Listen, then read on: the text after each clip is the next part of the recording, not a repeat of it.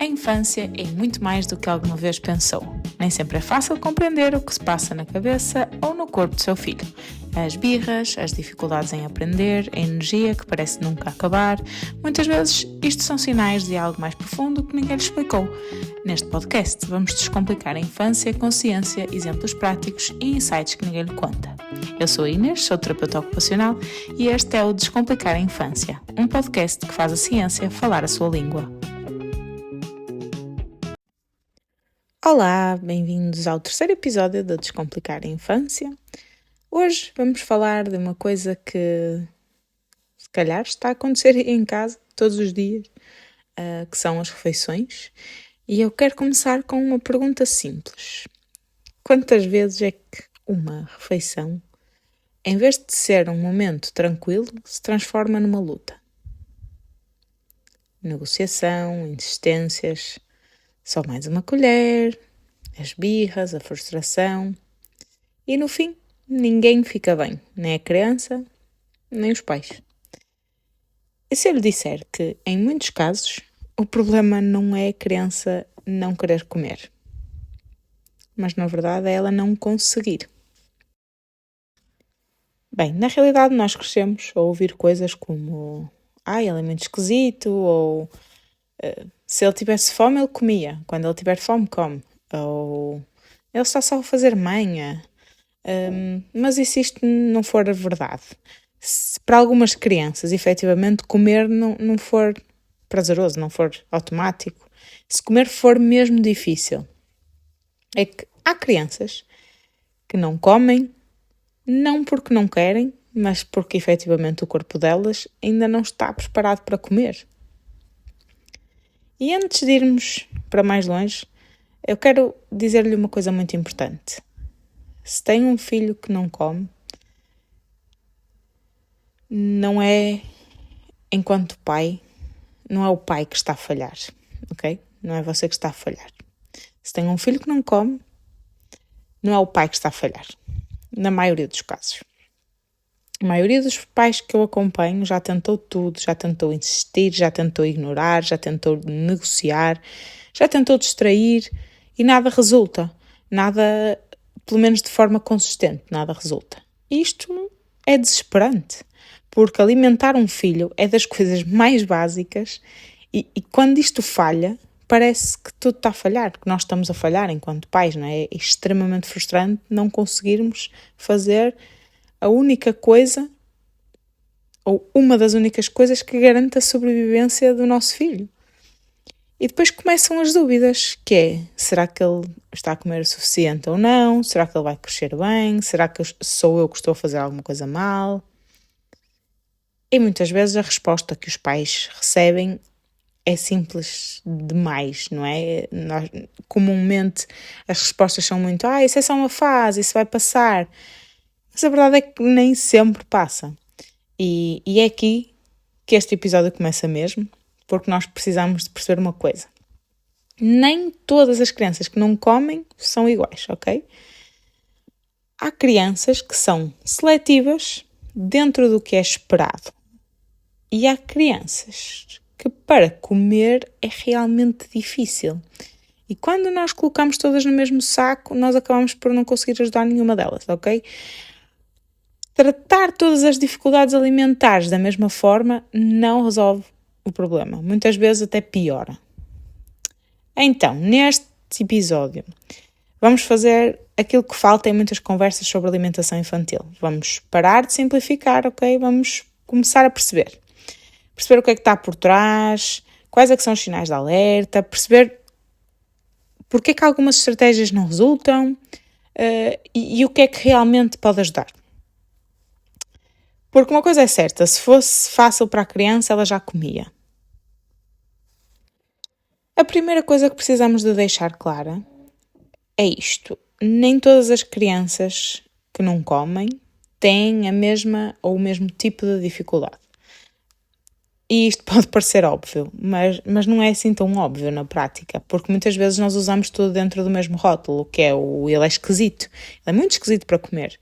E esse rótulo não nos diz nada, na verdade, não nos diz o porquê, não nos diz o que fazer, e mais importante ainda, nem nos diz o que é que a criança está a sentir sobre a alimentação. Então, o que nós vemos na prática é um contínuo. De um lado, temos as crianças que têm alguma seletividade dentro do que é esperado. Do outro lado, temos crianças com dificuldades alimentares reais e no meio disto há muitas e muitas nuances.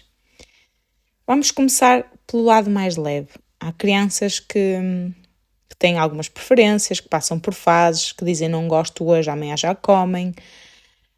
Rejeitam um alimento, mas aceitam outros. Podem torcer o nariz, mas conseguem ir experimentando alguns alimentos.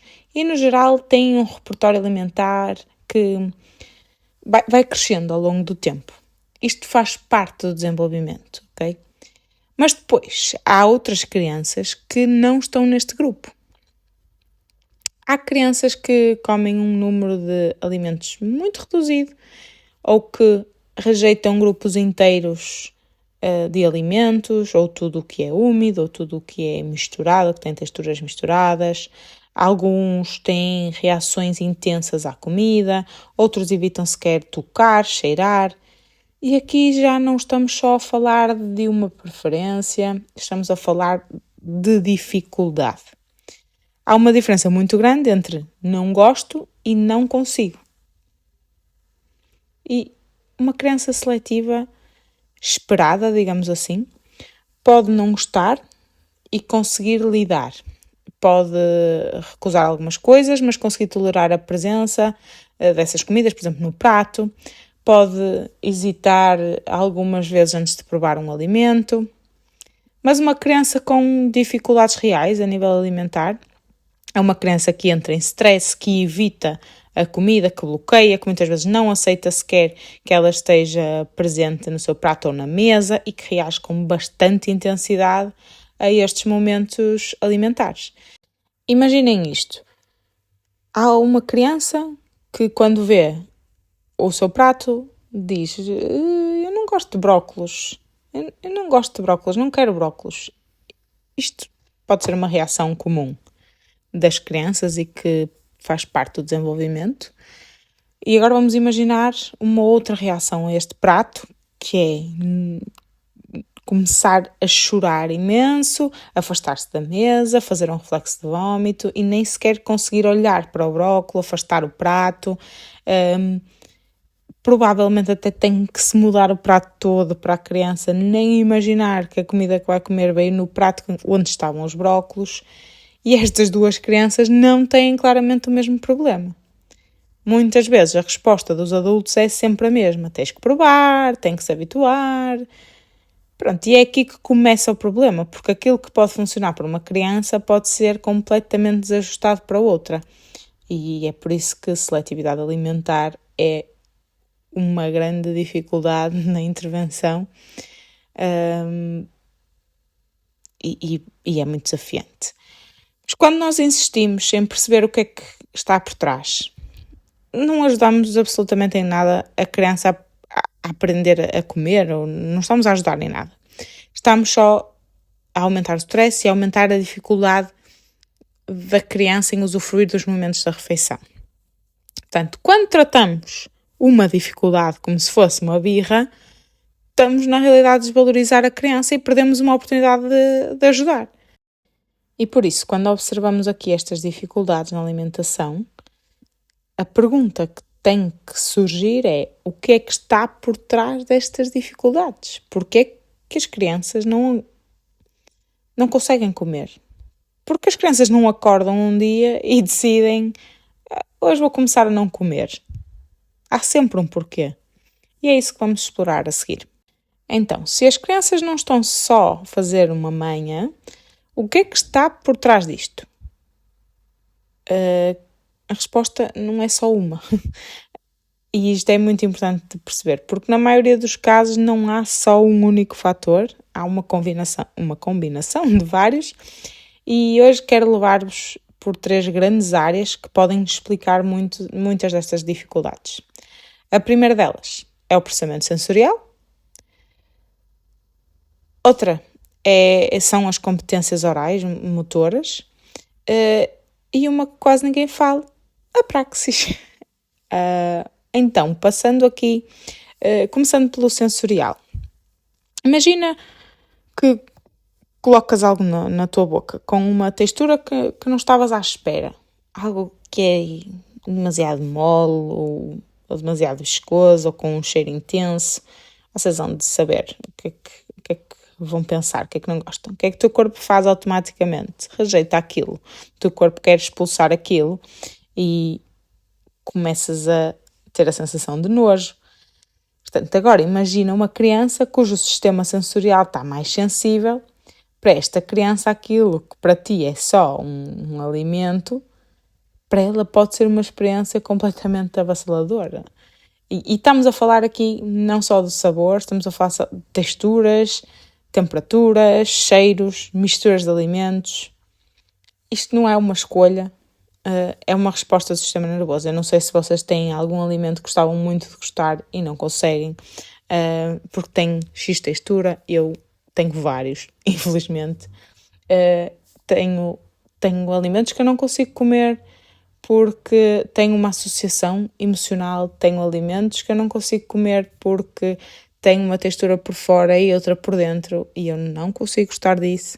E, portanto, tentem encontrar na vossa cabeça o alimento que vos faz afastar por completo de vocês, e eu vos garanto que uma criança com dificuldades alimentares que sejam provocadas por estas questões sensoriais vai sentir de forma ainda mais avassaladora aquilo que vocês estão a imaginar agora mesmo. Há crianças que não rejeitam a comida, rejeitam a sensação que esta comida lhes está a provocar, não é? Portanto, elas até querem gostar, lá está, como eu, de alguns alimentos, mas não consigo. Podemos falar de crianças que, por exemplo, só comem crocantes, há crianças que não toleram de todo alimentos úmidos, há crianças que não aceitam misturas e pronto, isto não é teimosia, depois nós vemos muita coisa, muitas afirmações, mas efetivamente isto tem a ver com a organização sensorial e é difícil. A segunda parte, quanto aqui às questões mais oromotoras, é uma outra peça do puzzle. Isto pode jogar tudo junto, pode ser só uma das coisas, portanto é sempre a avaliar caso a caso. As competências oromotoras, ora bem, comer não é só levar as coisas à boca e engolir. Parece, mas não é. Envolve mastigar, controlar a comida dentro da boca, passar a comida de um lado para o outro, para um lado da boca para o outro, passar para trás, muitas vezes tirar a comida dos dentes, coordenar língua, bochecha, mandíbula, gerir a saliva, manter a comida dentro da boca. Ok? Portanto, para algumas crianças isto é difícil, para algumas crianças é mesmo difícil controlar a língua, controlar os músculos para conseguirem que isto resulte e que seja eficaz. O que é que pode acontecer? Podem se cansar a comer, podem evitar alguns alimentos que sejam mais exigentes, preferirem coisas como purés, engasgarem-se com mais facilidade, ou podem ser também, há muitas queixas de crianças, por exemplo, que demoram muito tempo a comer. Há crianças que não recusam a comida, lá está, mas recusam as tarefas para as quais não têm competências, que é muito isto, que é muito desafiador comer para mim neste momento. Eu canso-me muito e por isso a alimentação torna-se muito difícil. Depois temos aqui a terceira questão, a terceira peça do nosso puzzle, que é a praxis. Pronto, vocês já ouviram falar da praxis no episódio anterior. Vamos tentar perceber como é que ela se encaixa aqui na alimentação. Na realidade, para a alimentação é preciso perceber como é que nós vamos morder, quanto mastigar, para onde é que eu levo a comida dentro da boca, quando é que eu já posso engolir. E para muitas crianças isto não é automático, ok? Para nós então é difícil trazer isto como um exemplo, mas efetivamente há crianças que não sabem o que fazer com a comida dentro da boca. Então o que é que elas fazem? Evitam comer, muitas mantêm a comida dentro da boca, Algumas acabam por mastigar e cuspir. Podem recusar comer, claro, mas não comem porque não conseguem, não é porque não querem, mas efetivamente elas não sabem o que fazer com a comida na boca. Elas não conseguem planear esta ação. E agora, tentando aqui juntar estas 3 áreas, os sistemas sensoriais, as dificuldades oromotoras e os desafios da praxis, de repente aquilo que parecia muito simples, que era pôr à boca e engolir, deixa de ser. E é muito mais complexo do que parece. E, portanto, para algumas crianças, comer efetivamente não é automático. É uma tarefa mesmo exigente, é uma tarefa complexa e que envolve o corpo todo. Mas depois há ainda outra camada que é muito importante. E eu fui falando, que tem a ver com a experiência. Porque quando uma criança já teve mais experiência, já foi pressionada, já se sentiu insegura, o corpo começa também a associar a comida como uma ameaça, como uma experiência.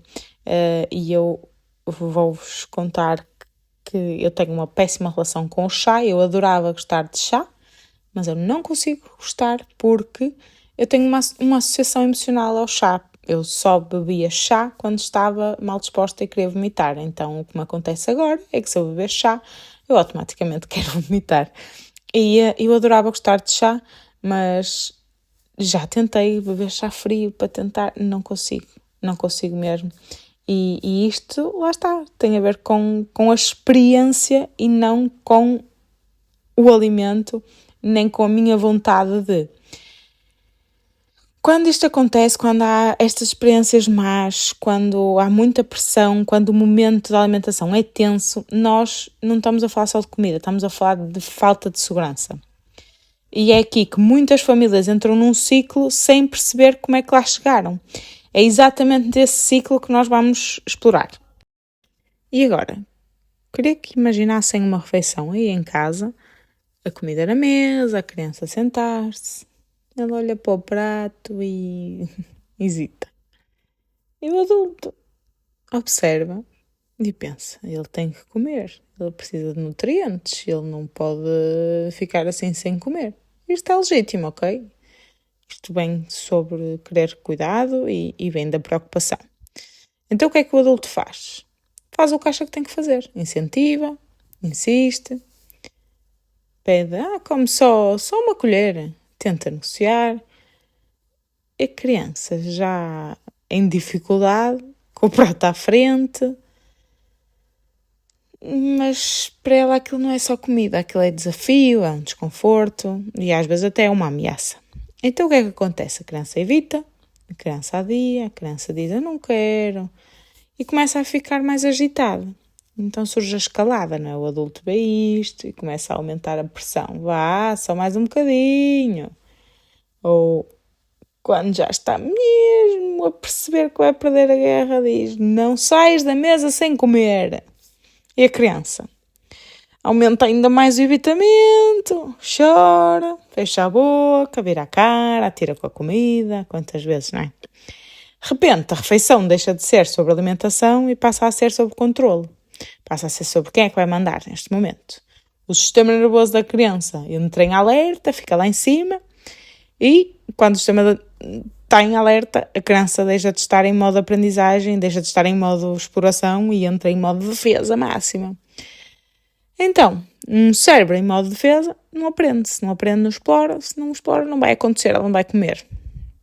A refeição terminou, muitas vezes, a maior parte delas, provavelmente, com frustração, com culpa, com cansaço, dos dois lados, não é só de um. E no dia seguinte, bora lá fazer tudo outra vez. E não começam do zero.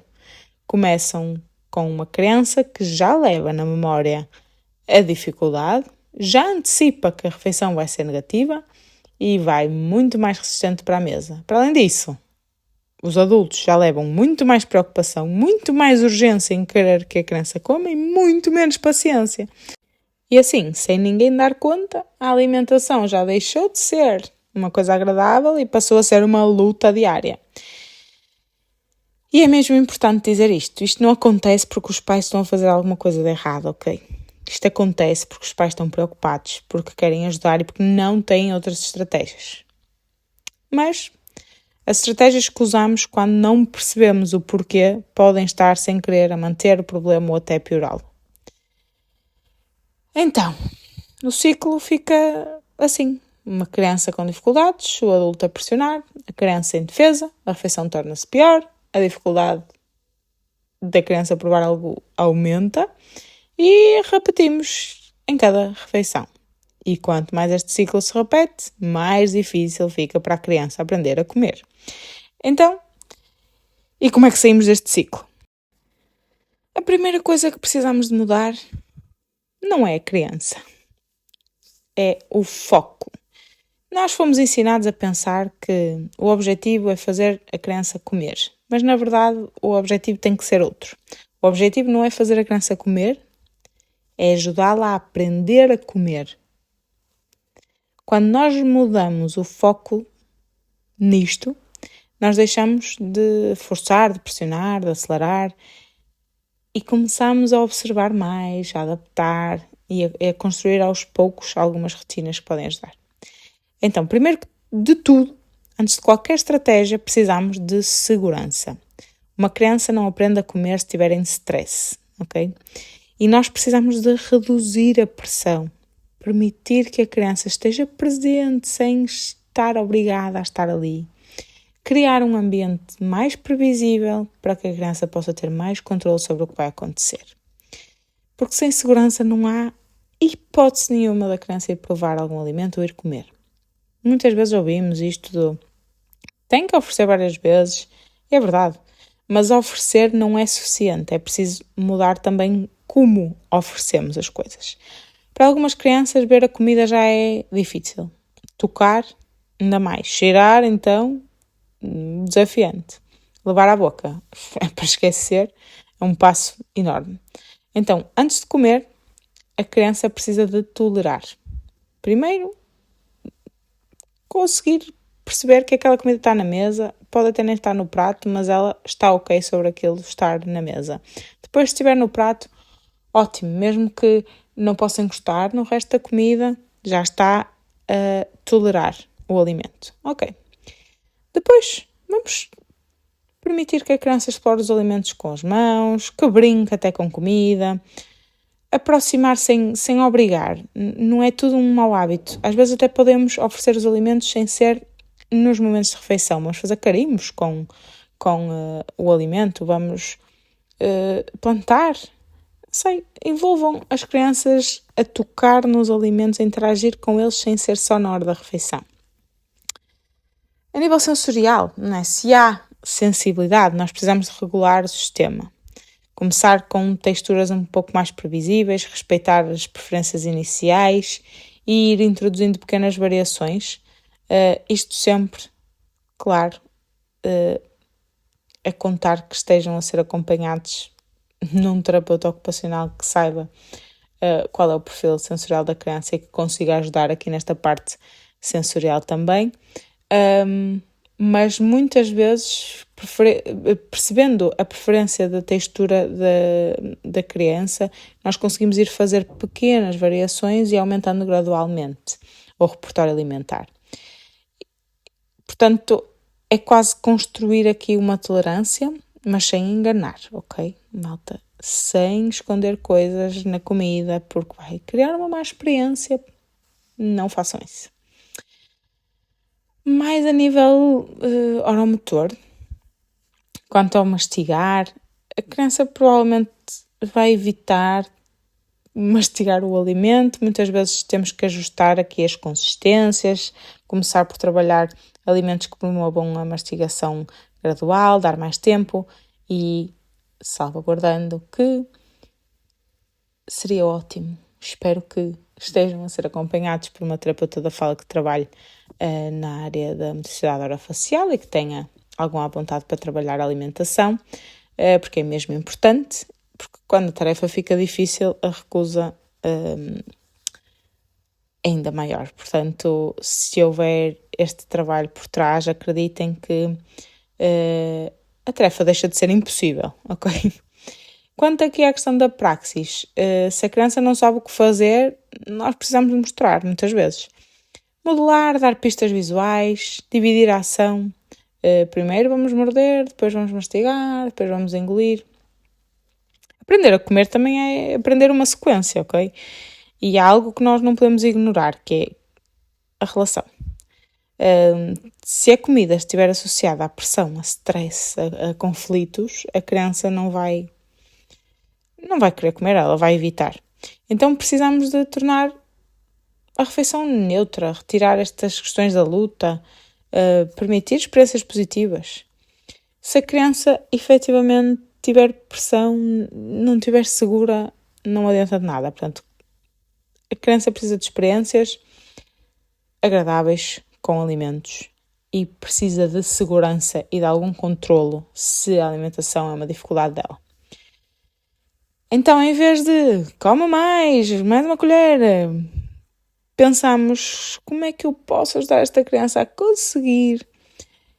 E isto não significa que tudo vai mudar de um dia para o outro, ok? Significa só que estamos a ir na direção certa. Se chegou até aqui, provavelmente é porque este tema lhe diz alguma coisa, talvez tenha um filho que não come, talvez conheça alguma criança que não come, ou até talvez seja assim, talvez tenha vivido isto de perto. E se há uma coisa que eu gostava mesmo que levasse deste episódio é que a criança não está a fazer isto contra si. Ela não está a desafiar, ela não está a manipular, não está a testar limites, está em dificuldades reais.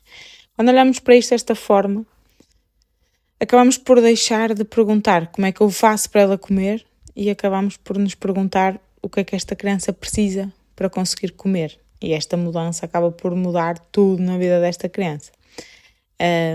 Porque, como vimos, pode ser sensorial, pode ser motor, pode ser sobre praxis, pode ser emocional. E muitas vezes é um bocadinho de tudo. A realidade é que não existem soluções rápidas, não existe um truque, não existe uma estratégia mágica, mas existe caminho. E muitas vezes a pressa é mesmo nossa inimiga neste caminho da seletividade alimentar. Quando nós começamos a perceber porquê, a respeitar o ritmo e a adaptar a abordagem, as coisas podem começar a mudar. Ninguém luta com comida todos os dias por escolha, acreditem. E é exatamente isso que precisamos de começar a olhar. Precisamos de começar a olhar para a alimentação infantil com mais profundidade, com menos julgamento, com mais compreensão. E, portanto, assim, muito rápido, se há terapeutas ocupacionais aí deste lado, eu sei que este episódio não foi muito esclarecedor e sei o quão difícil é trabalhar nesta área, embora eu seja completamente apaixonada por ela e adoro a seletividade alimentar, e por isso vou abrir uma formação específica em seletividade alimentar aqui na Desenvolve. Vamos falar desde a avaliação até raciocínio clínico, mostrar vídeos. A minha ideia é serem casos práticos e o que eu gostava mesmo era que vocês me trouxessem esses casos. Não precisa de ser na formação, podem nos trazer já e vermos em conjunto se faz sentido levarmos isto para a formação, mesmo que não vá à formação, ok? Não faz sentido. Se precisarem de ajuda, partilhem os casos comigo, não se preocupem com isso, mas vamos pensar, o que eu gostava de expor na formação eram casos reais e, portanto, eu tenho os meus, levarei esses casos, mas gostava muito que vocês partilhassem alguns comigo e se eu puder ajudar diretamente a impactar uma criança vossa, gostava muito de poder partilhar na formação e, portanto, convido-vos a entrarem neste mundo da seletividade alimentar um bocadinho mais a fundo, porque há mesmo muito para falar e não dá para o fazer em 30 minutos. E agora sim, para acabarmos, se este episódio lhe fez sentido, partilhe com alguém que precisa de ouvir isto, porque muitas famílias estão a viver isto em silêncio e a achar que estão completamente sozinhas e não estão. Comer não é uma questão de vontade, é uma competência que se constrói.